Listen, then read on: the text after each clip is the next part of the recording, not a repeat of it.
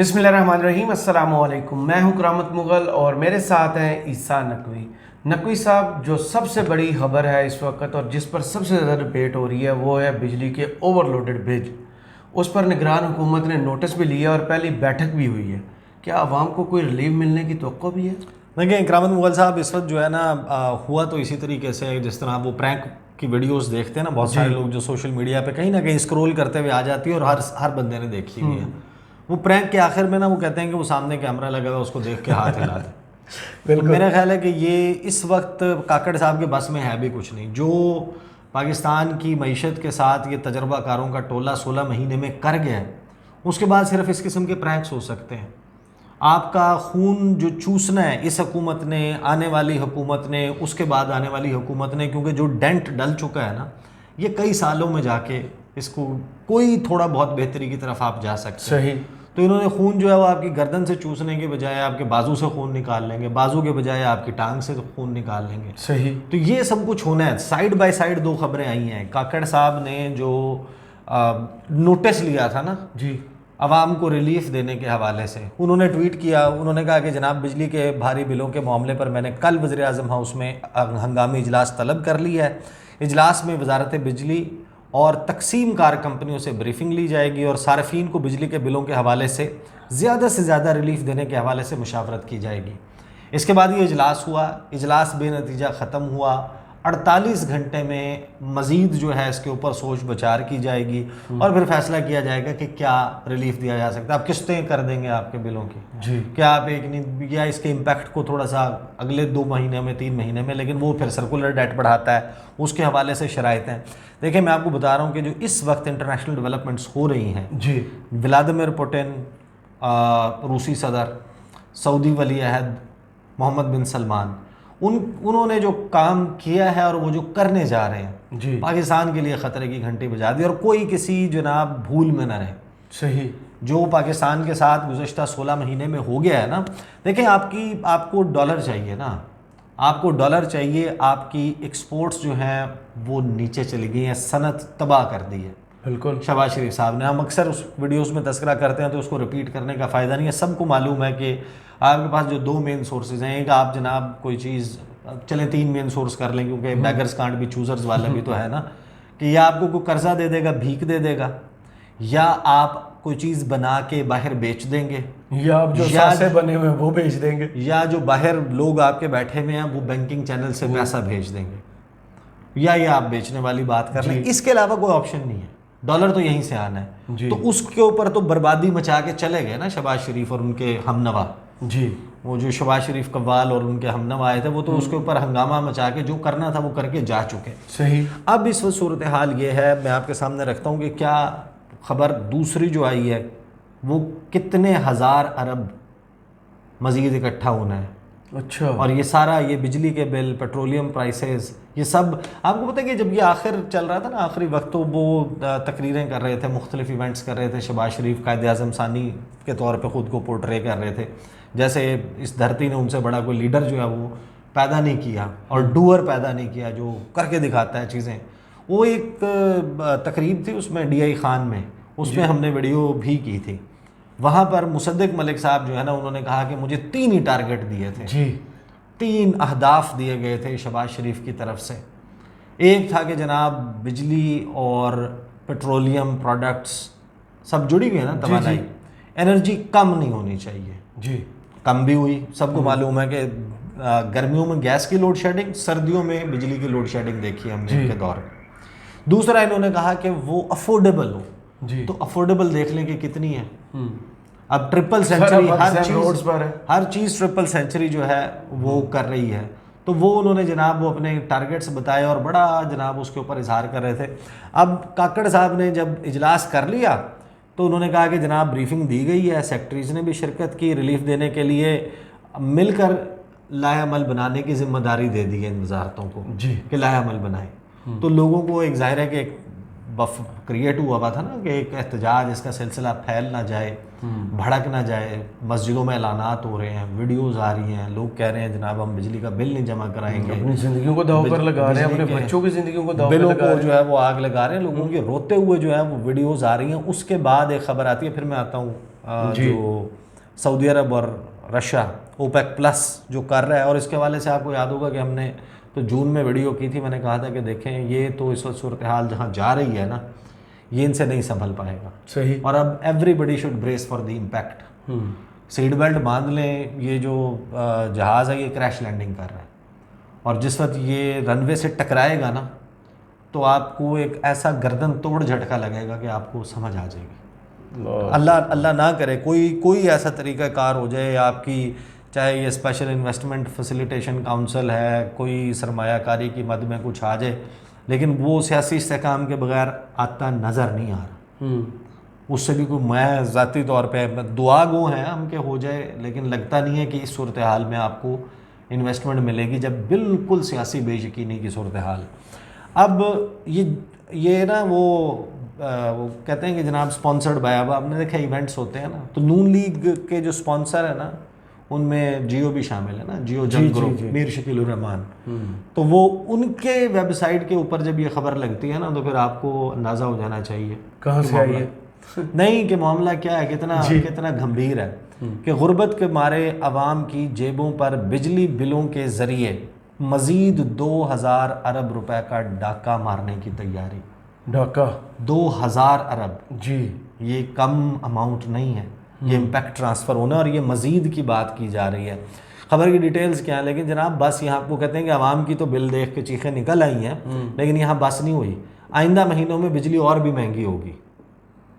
ये भी फौरी तौर के ऊपर अगर आपको कोई रिलीफ का टीका मिल भी जाता है तो फिर मज़ीद जो है वो होगी, और 2000 अरब का मामला है। फ्यूल प्राइस एडजस्टमेंट मिलाकर आवाम को फ़ी यूनिट बिजली 52 रुपये पड़ने लगी। अब मज़ीद किस तरह से बढ़ेगी? 15 रुपये अगस्त के बिलों में 15 रुपये का इजाफी बोझ जो है वो डाला गया। 1 जुलाई को बिजली की कीमत फ़ी यूनिट 7.5 रुपये बढ़ाई गई थी, लेकिन उसकी मुकम्मल वसूली नहीं हुई। अच्छा। फिर अगस्त के महीने में सार्फिन से 2 माह की यकमुश्त वसूली कर ली गई।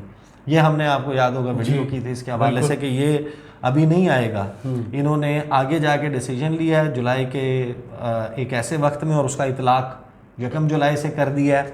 मीटर रीडिंग जब आपकी पूरे महीने की टैरिफ के साथ होगी, इनके हुकूमत जाने के बाद जो बिल आएगा ना वो आपके होश उड़ा देगा। बिल्कुल वैसा ही हुआ। तो अब ये बता रहे हैं कि जनाब 2000 अरब जो है वो मज़ीद इसके ऊपर टैक्सेस आएंगे, फ्यूल प्राइस एडजस्टमेंट के नाम के ऊपर आएगा, और इस सारे मामले का कोई वे आउट नहीं है। उसकी वजह पता है क्या? देखें, हुकूमतें जो हैं वो बफ़र क्रिएट करती हैं। ज़ाहिर है कि सब्सिडी देनी होती है, एक ख़ास लिमिट तक जो लोग उनका इनकम क्लास है उसको आप दे देते हैं, लेकिन उसमें तो वो होता है ना कि जब आपकी मईशत को थोड़ा बहुत फ्लरिश कर रही हो, ग्रो कर रही हो, आपके पास पैसे मौजूद हों, अब आपने हर किस्म के टैक्सेस लगाए हुए हैं IMF की वजह से। जी, IMF आपसे ज़ाहिर है कि उन्होंने शराइत रखी, उन्होंने कहा भाई ना आपकी एक्सपोर्ट्स बढ़ी हैं, एक्सपोर्ट्स नीचे हैं, डिक्लाइन के ऊपर हैं, आपकी इकोनॉमी ग्रो नहीं कर रही, सर्कुलर डेट इतना ज़्यादा, उसको कम करें। आपका कोई ज़रिया नहीं है हमें पैसे लौटाने का, तो उसका तरीका कार ये है कि आप आवाम पे ये टैक्सेस डालें। इन्होंने ठोक के जनाब वो टैक्सेस डाल दिए, गर्दिशी कर्जे कम करें, इन्होंने सारा बोझ इधर डाल। अब वो आपका अरेंजमेंट जो है ना वो ख़त्म, जो 9 माह का है, 3 अरब डॉलर का, अब आप उसमें फंसे हुए हैं, और उसके बाद आपको फ्रेश पैकेज जो है उसकी ज़रूरत होगी, उसके लिए फिर शराइत आएंगी।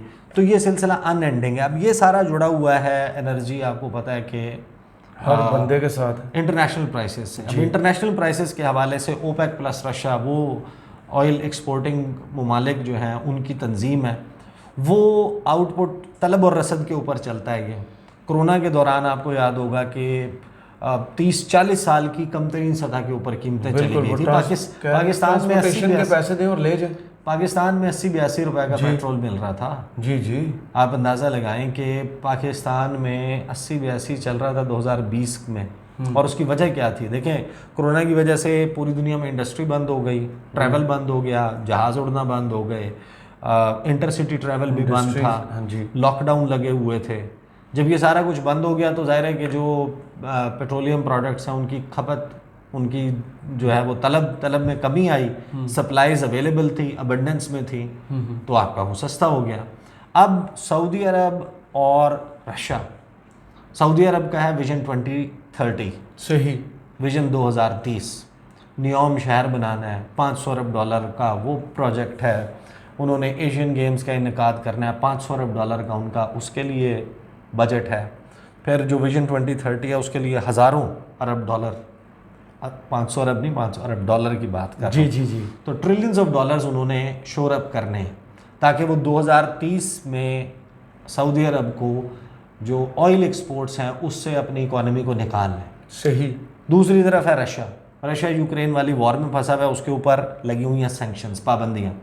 अमेरिका के इत्तेहादियों ने पाबंदियाँ लगाई हुई हैं, तो वो जब पाबंदियाँ लगी हैं उसके ऊपर बड़े बड़े बिजनेसेस वहाँ पर क्लोज डाउन हो गए हैं, उनके अकाउंट्स फ्रीज हो गए हैं, और उनकी जो एक्सपोर्ट्स हैं, जो नेटो ममालिक हैं, यूरोपियन ममालिक हैं, अमेरिका के करीबी इत्तेहादी ममालिक हैं, वो कम हो गई हैं। उनको पैसे चाहिए। अब उनके पास तरीक़ाकार क्या है? दुनिया के 2 सबसे बड़े एक्सपोर्टर्स की हम बात कर रहे हैं, रशिया की और सऊदी अरेबिया की। ये लीड करते हैं ओपेक की तंजीम को। जून में इन्होंने फैसला किया था कि हम इनिशियली जो है वो 2-3 महीने के लिए कट लगा रहे हैं, लेकिन 2024 तक लगाना है।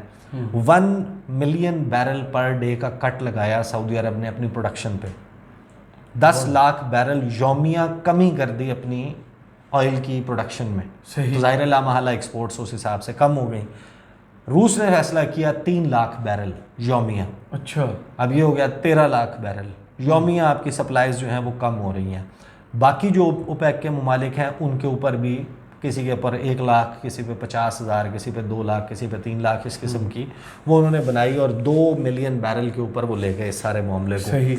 अब ये था कि शायद क्योंकि कीमतें बढ़ी हैं, ख़ास तौर पे जो अब लास्ट मंथ गुजरा है, ये अगस्त का महीना गुजरा है, 14% जो है वो ब्रेंट का प्राइसेस में इंक्रीज़ है, बढ़ी हैं। और जनवरी 2022 के बाद सबसे बड़ा जंप है ऑयल प्राइसेस में ये इंटरनेशनल मार्केट में। सही। ब्रेंट की आप देखें कि जनवरी 2022 के बाद एक महीने में 14% का इंक्रीज़ फर्स्ट टाइम आया।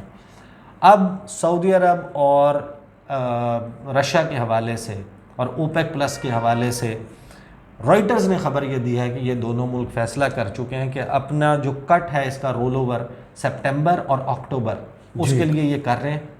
सितंबर और अक्टूबर में भी इनका कट जो है वो जारी रहेगा। इवेंचुअली इस प्रोडक्शन के कट को बढ़ाया जाएगा। सही। और 2024 के दिसंबर तक ये मामला ऐसे ही चलेगा। इन्होंने मार्केट से निकालने हैं पैसे, और पैसे तभी आएंगे जब पेट्रोलियम प्रोडक्ट्स की प्राइसेस ऊपर होंगी। अब इसका टेक्निकली स्पीकिंग इसका मतलब ये है कि पाकिस्तान के अवाम किसी करिश्मे, किसी मुआवजे का इंतज़ार ना करें और बस हाथ उठा के भाई दुआएं दें। ये शहबाज शरीफ ने जो आके किया है, देखिए इम्पैक्ट पूरी दुनिया के ममालिक पे आएगा। हर मुल्क जो है वो दुनिया का सबसे बड़ा इम्पोर्टर ऑफ ऑयल चाइना है जी। चाइना भी अफेक्ट होगा, दुनिया के बहुत सारे मुल्क अफेक्ट होंगे, लेकिन उन ममालिक ने अपने ज़ाहिर है कि सिस्टम्स, ऑर्डर्स, मईशत इतनी मजबूत की होती है कि इम्पैक्ट लोगों के ऊपर जाता ज़रूर है, लेकिन उसमें आप ये नहीं करते कि जो सबसे लोएस्ट तबका है उसके ऊपर भी पूरा इंटरनेशनल प्राइसेस का इम्पैक्ट। और दूसरा जो आपकी पेट्रोलियम डेवलपमेंट लेवी लगी हुई है 55 रुपए की पर लीटर, आपके जो एक्स रिफाइनरी प्राइस है, आपने जनरल सेल्स टैक्स डाला हुआ है, आपने बिजली, आपको पता है कि अगेन हमारे यहाँ जो है उसके लिए जो one of the main sources आप तेल से बिजली बनाते हैं, तो वो वहाँ से जनाब आपका होगा। उसके ऊपर आप देखें कि इनकम टैक्स भी लगा हुआ है, सेल्स टैक्स भी लगा हुआ है, पता नहीं 14 किस्म के टैक्सेस लगे हुए हैं, सांस लेने का भी एक टैक्स लगा दें। तो इस वक्त ये सूरत हाल है। और पाकिस्तान के लिए मोहम्मद बिन सलमान और व्लादिमीर पुतिन का ये जो फैसला है, वैसे तो पूरे दुनिया को इम्पैक्ट करेंगी, लेकिन पाकिस्तान और पाकिस्तान जैसे ममालिक जिनकी मईशतें, जहाँ पर शहबाज शरीफ साहब जैसे लोग जो हैं वो आगे हुक्मरानी करके गए हैं और अपनी सियासत पर रियासत को कुर्बान करके गए हैं, एक झूठा नारा लगा के कि हम जनाब मुल्क को डिफ़ॉल्ट से बचाने आए हैं। आप डिफ़ॉल्ट से बचाने नहीं आए थे, डुबो के गए। आप अपनी मर्ज़ी का आर्मी चीफ लगाने आए थे और अपनी डील के ज़रिए अपनी सियासी जो राजधानी है, फीफडम है, उसको अपनी नस्लों में ट्रांसफ़र करने के लिए मैदान हमवार करने आए थे। वो आपने कर लिया है। बाकी रह गई बात पाकिस्तानियों की। मैं तो एक पिछली वीडियो में भी तस्करा कर चुका हूँ, मैं ट्वीट मैंने इसके हवाले से किया था कि जनाब ये ख़ानदान इस किस्म के हैं। अब देखें ना, गायब हुए हुए इसहाक डार लंदन बैठे हैं, शहबाज शरीफ लंदन बैठे हैं, इनको कोई फ़र्क नहीं पड़ता इस बात से। बिल्कुल जैसे वो अरब शहजादे आते हैं पाकिस्तान में तलोर का शिकार करने के लिए, जब इनकी हुकूमत की गारंटी या कोई डील मिलेगी या अपोजिशन में किसी अहम रूल की डील मिलेगी तो लंदन से फ़्लाइट पकड़ेंगे, हुक्मरानी करने के लिए आ जाएंगे। जिस दिन नवाज शरीफ को डील मिलेगी वो बीमार होना छोड़ देंगे, चाहे वो अक्टूबर का महीना हो, नवंबर का, या जब भी हो, वो फ़्लाइट पकड़ेंगे, वो पाकिस्तान आ जाएंगे। उसके बाद आके बयानियाँ बनाएंगे हमसे ज़्यादा बहादुर कोई नहीं। ये सूरत हाल। चलिए, बहुत शुक्रिया ईसा नकवी, आपके तजिए का कमेंट्स बॉक्स में ज़रूर बताइएगा। ये वीडियो आपको कैसी लगी। इजाज़त दीजिए, अल्लाह हाफ़िज़।